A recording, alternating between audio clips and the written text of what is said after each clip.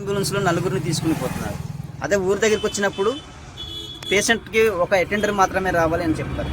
కానీ ఇక్కడ నుంచి కేజీఎస్కి మినిమము 100 కిలోమీటర్స్ పోవాలి, అది కూడా ఘాట్ రోడ్డు.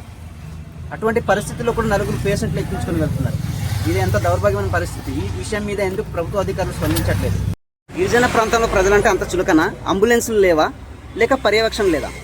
బాధ్యత ఎవరిది? హాస్పిటల్ అధికారులదా, లేదా జిల్లా వైద్య శాఖదా, ప్రభుత్వానిదా? ఒక అంబులెన్స్, ఒక పేషెంట్ అనే కనీసం నియమం కూడా పాటించకపోవడం అత్యవసర పరిస్థితుల్లో ఉన్న రోగుల భద్రతకు పూర్తిగా విరుద్ధం. ఏజెన్సీ ప్రజల ప్రాణాలు విలువ లేదన్న భావన. సరే, ఎంతమంది ఉన్నారు సార్ పేషెంట్లు? పేషెంట్ 4. నలుగురా? అంటే ఒక బండి మీద పంపిస్తున్నారా? ఒక బండి